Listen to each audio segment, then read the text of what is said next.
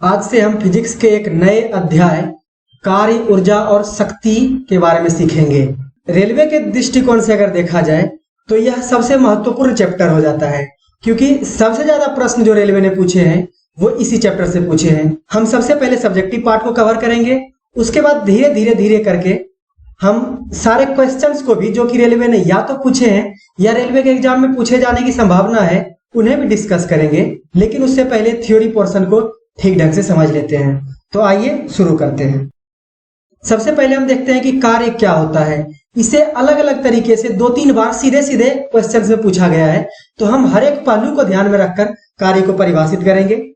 सबसे पहले हम देखते हैं कि जब किसी पिंड पर बल लगाया जाता है, यानी एक चीज हो गया यहाँ पे बल, और पिंड बल की दिशा में विस्थापित भी हो जाती है, तब हम कहते हैं कि कार्य हुआ है। यानी कि एक चीज है बल और दूसरा है बल के दिशा में विस्थापन। इस दोनों में से किसी एक के अभाव में भी कार्य नहीं होगा। अब कार्य के परिमाण की अगर बात करें तो किसी वस्तु या पिंड पर लगने वाले बल और बल की दिशा में वस्तु के विस्थापन के गुणनफल को कार्य कहते हैं। गणितीय रूप में अगर इसे देखा जाए तो W बराबर होता है, W यानी कार्य, ये बराबर होता है बल गुना विस्थापन, और बल एवं विस्थापन के बीच के कोण से अगर हम इस तीनों को गुना करते हैं तो जो प्राप्त राशि होती है वह बल का परिमाण होता है। यहाँ F बल है, S विस्थापन है और थीटा बल और विस्थापन के बीच का कोण है। अगर आप सदिश और अदिश से वाकिफ हो तो आपको पता होगा कि सदिशों का गुणनफल 2 तरीके से हो सकता है, एक सदिश गुणनफल और एक अदिश गुणनफल। और अदिश गुणनफल होता है वेक्टर ए, वेक्टर बी और वेक्टर ए और बी के कॉस थीटा के बराबर। वहीं हम देख रहे हैं कि W बराबर यानी कार्य बराबर भी है F S cos theta. F एक वेक्टर है यानी सदिश राशि है, एस यानी विस्थापन भी एक सदिश राशि है, तो यहाँ एफ एस कॉस थीटा को हम कह सकते हैं कि बल और विस्थापन का अदिश गुणनफल है, और इस तरह से हम कहते हैं कि बल और विस्थापन के अदिश गुणनफल को कार्य कहा जाता है। यह भी सीधा सीधा रेलवे के एग्जाम में पूछा गया है कि बल और विस्थापन के अदिश गुणनफल को क्या कहते हैं, और इससे साफ जाहिर होता है कि अदिश गुणनफल हो रहा है, यानी कि यह एक अदिश राशि है। दूसरी तरफ से भी अगर हम देखें तो कार्य एक ऐसी राशि है जिसमें सिर्फ परिमाण होता है, दिशा नहीं होती है, और ऐसे किसी भी राशि को हम अदिश राशि कहते हैं। अगर आप सदिश और अदिश से बिल्कुल भी परिचित नहीं है तो आप प्लेलिस्ट में जाएं और सदिश और अदिश वाला वीडियो पूरा अच्छे तरीके से देख लें। मुझे उम्मीद है कि एक बार आप देख लेंगे तो ये सारा कुछ आपको बहुत अच्छे ढंग से समझ में आ जाएगा। कार्य का एसआई मात्रक जूल होता है और इसे जे से सूचित करते हैं। आगे है कार्य का सीजीएस मात्रक अर्ग होता है। अब यहां हम देखें तो यहाँ एसआई मात्रक है और सीजीएस मात्रक है। एसआई मात्रक और सीजीएस मात्रक क्या है ये भी हमने पहले डिस्कस किया हुआ है, आप चाहें तो वीडियो जाकर देख सकते हैं। अब चूंकि हम देखते हैं कि कार्य बराबर होता है बल गुना विस्थापन, तो कार्य का एसआई मात्रक हो जाएगा बल का एसआई मात्रक यानी न्यूटन, और विस्थापन का एसआई मात्रक यानी मीटर, और न्यूटन मीटर इसी को हम जूल भी कहते हैं, यानी 1 न्यूटन मीटर बराबर हो जाएगा 1 जूल। सीजीएस की अगर हम बात करें तो बल का सीजीएस पद्धति में जो मात्रक होता है वो होता है डाइन, और विस्थापन का सीजीएस पद्धति में मात्रक होता है सेंटीमीटर। तो यहां से सीजीएस पद्धति में कार्य का जो मात्रक हो जाएगा वो हो जाएगा 1 डाइन सेंटीमीटर, और इसी को हम 1 अर्ग भी कहते हैं। अब अगर हम 1 जूल बराबर कितने अर्ग होते हैं ये निकालना चाहें तो हम यहां लिखेंगे 1 जूल बराबर 1 न्यूटन गुना 1 मीटर। चूंकि 1 न्यूटन बराबर होता है 10 पर पावर 5 डाइन, और 1 मीटर बराबर होता है 10 पर पावर 2 सेंटीमीटर, तो ये बराबर हो जाएगा 10 पर पावर 7 डाइन सेंटीमीटर, या हम कहें तो 10 पर पावर 7 अर्ग।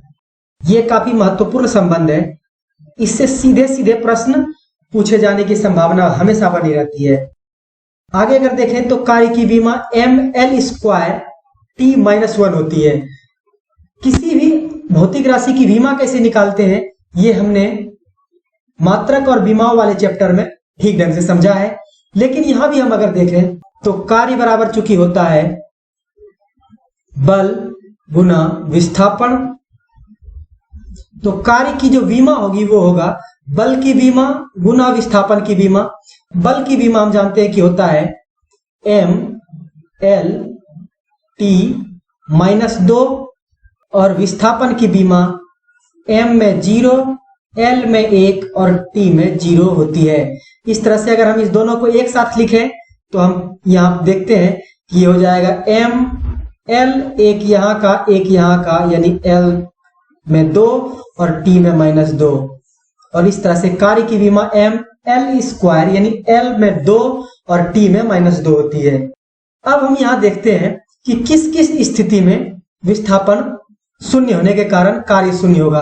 क्योंकि हम जानते हैं कि कार्य बराबर है बल गुना विस्थापन। यहाँ पे या तो बल 0 हो या विस्थापन 0 हो, तो दोनों में से हर एक स्थिति में कार्य 0 होगा। तो हम पहली स्थिति देखते हैं जहां विस्थापन शून्य होने के कारण कार्य शून्य होगा। जब कोई वस्तु किसी दृढ़ दीवार को धक्का देता है, तो चूंकि अगर किसी दीवार को धक्का दिया जाए तो दीवार में कोई विस्थापन नहीं होता है और विस्थापन शून्य होगा, तो कार्य शून्य होगा। जब कोई व्यक्ति किसी वस्तु को कुछ ऊंचाई पर पकड़े रखता है, तो यहाँ भी विस्थापन शून्य होता है। मान लेते हैं कि कोई व्यक्ति है जो कि एक वस्तु को यहाँ पकड़े रखता है 5 मीटर की ऊंचाई पर, तो चूंकि ये इस वस्तु को यहीं पकड़ के खड़ा है और वस्तु में किसी प्रकार का कोई विस्थापन नहीं है, अतः विस्थापन शून्य होने के कारण कार्य यहाँ भी शून्य होगा। आगे देखते हैं हम, जब कोई वस्तु वृत्ताकार मार्ग पर एक पूरा चक्कर तय करता है, यानी कि ये वृत्ताकार मार्ग है, यहां से वह चलता है और पुनः यहीं पहुंच जाता है अगर कोई व्यक्ति, तो उसके द्वारा विस्थापन शून्य होगा और इस तरह से कार्य भी शून्य होगा।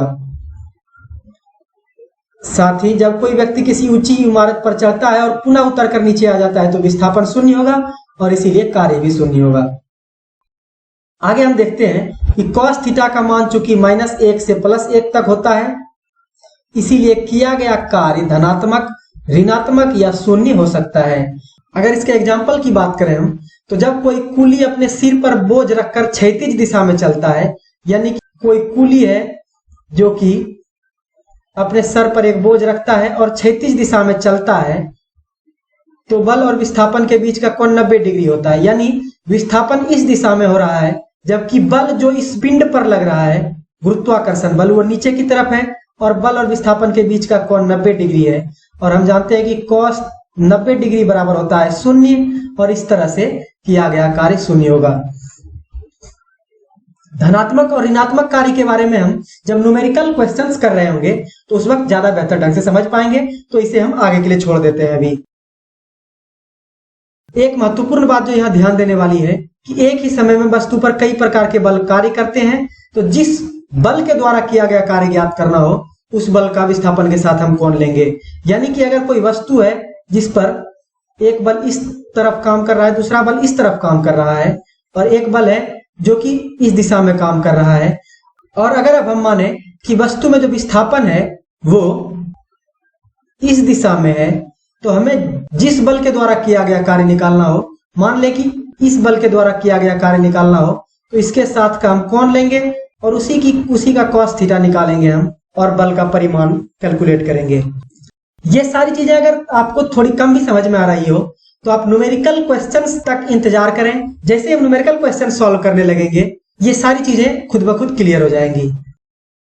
अब अगर हम यहाँ एक न्यूमेरिकल एग्जाम्पल सॉल्व करें, तो यहाँ हमारे पास दिया हुआ है, एक आदमी 5 न्यूटन का बल लगाकर पुस्तक को धकेलता है, तो इस बल के द्वारा किया गया कार्य ज्ञात करें, क्योंकि पुस्तक को धकेलने की दिशा में 30 सेंटीमीटर तक विस्थापित किया गया है। यहाँ F हमारे पास दिया हुआ है 5 न्यूटन, विस्थापन S दिया हुआ है 30 सेंटीमीटर, यानी कि अगर हम लिखें तो 30 गुना 10⁻² मीटर लिख सकते हैं इसे। अब हम W यानी कार्य अगर निकालना चाहें तो ये होगा Fs। चूंकि बल के दिशा में ही विस्थापन हुआ है, तो cos थीटा का मान 1 ही हो जाएगा। तो इस तरह से हम ये लिखें, यहाँ सीधे F इंटू एस हो जाएगा। F है यहाँ 5 न्यूटन और S है 30 गुना 10⁻² मीटर। अगर अब हम इसे सॉल्व करें तो ये हो जाएगा यहाँ से 150 गुना 10⁻⁻2 जूल, और यही आपका आंसर होगा। आगे हम देखते हैं कि ऊर्जा क्या होती है। तो कार्य करने की क्षमता को ऊर्जा कहते हैं। सभी प्रकार की ऊर्जाएं अदिश राशि हैं। ये कुछ महत्वपूर्ण बातें जो कि ऊर्जा के बारे में है और जिससे सीधे सीधे प्रश्न पूछे जाने की संभावना है। ऊर्जा का ऐसा ही मात्रक भी कार्य की तरह ही जूल होता है। ऊर्जा की विमा भी कार्य की तरह ही ml² T⁻⁻1 होता है। आगे अगर हम देखें तो ऊर्जा को दो भागों में विभक्त किया जा सकता है, यानी ऊर्जा के दो प्रकार होते हैं। पहला प्रकार है यांत्रिक ऊर्जा, और यांत्रिक ऊर्जा के ही दो प्रकार है, स्थितिज ऊर्जा और गतिज ऊर्जा। या हम दूसरे भाषा में अगर कहें तो गतिज ऊर्जा यानी काइनेटिक एनर्जी जोड़ स्थितिज ऊर्जा यानी पोटेंशियल एनर्जी, ये बराबर होता है यांत्रिक ऊर्जा।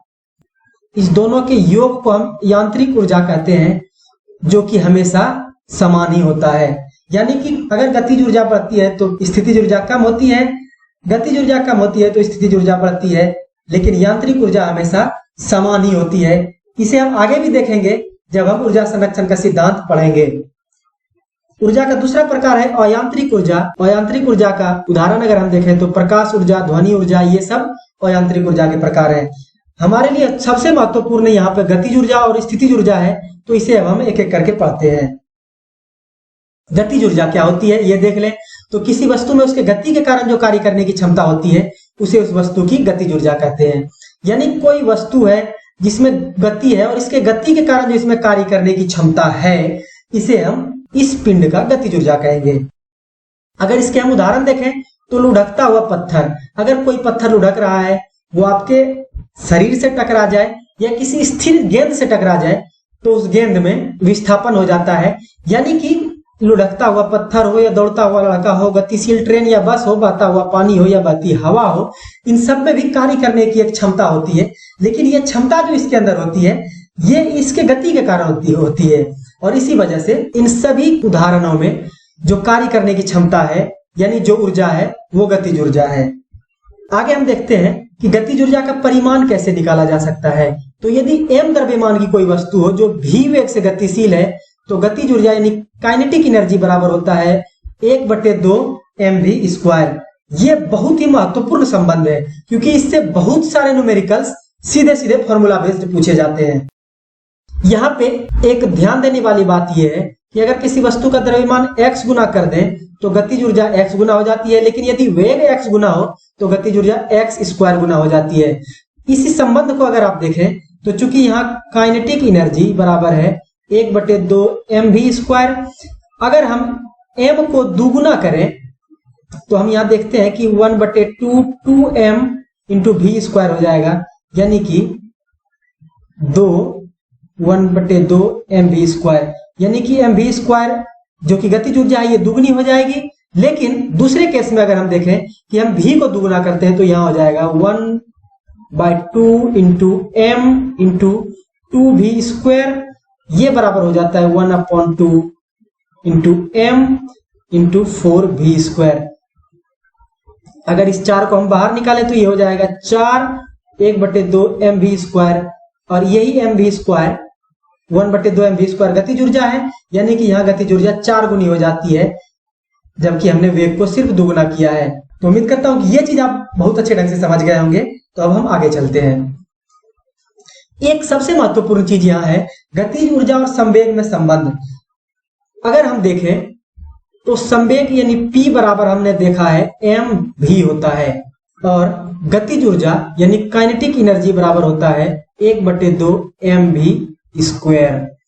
तो अगर हम इस इक्वेशन में m से गुना कर दें और m से भाग कर दें तो कोई फर्क नहीं पड़ेगा, लेकिन यहां हो जाएगा ये 1/2 mv²/m, और ये mv ये बराबर है संवेग के। तो हम यहां लिख सकते हैं mv के जगह पर p, mv का स्क्वायर यानी p²/2m, ये बराबर है गतिज ऊर्जा के।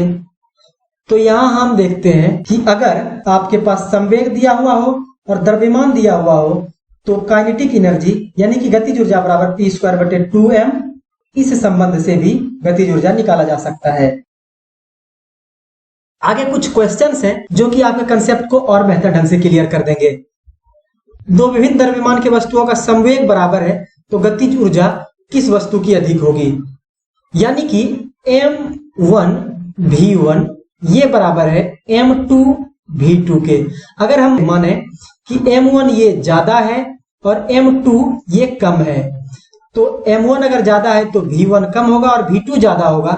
और हम जानते हैं कि गतिज ऊर्जा काइनेटिक एनर्जी ये डायरेक्टली प्रोपोर्शनल होता है m के, लेकिन कि डायरेक्टली प्रोपोर्शनल होता है v स्क्वायर के। तो हम यहाँ देखते हैं कि अगर द्रव्यमान बढ़ाया जाए और वेग बढ़ाया जाए तो वेग के बढ़ने से गतिज ऊर्जा पर ज्यादा प्रभाव पड़ता है। यानी कि अगर कोई वस्तु हल्की है तो उसका वेग अधिक होगा क्योंकि संवेग बराबर है, तो हल्की वस्तु की गतिज ऊर्जा ज्यादा होगी। इस तरह से ऑप्शन नंबर ए ये हमारा सही आंसर होगा। अगला क्वेश्चन है, दो विभिन्न द्रव्यमान के वस्तुओं की गतिज ऊर्जा यहाँ बराबर है तो संवेग किस वस्तु की अधिक होगी? तो यहाँ आंसर होगा कि संवेग भारी वस्तु की अधिक होगी। तो उम्मीद करता हूं कि आज का ये वीडियो लेक्चर आपको पसंद आया होगा। अगर वाकई में आपको ये वीडियो लेक्चर पसंद आया हो तो वीडियो को लाइक करें और अपने उन दोस्तों तक भी जरूर शेयर करें जिन्हें कि इस वीडियो से फायदा मिल सकता है। और अगर आप इसी तरह के और वीडियोस देखना चाहते हैं तो चैनल को सब्सक्राइब भी जरूर करें। मिलते हैं इसी तरह के एक और मजेदार वीडियो लेक्चर के साथ। तब तक के लिए नमस्कार, जय हिंद।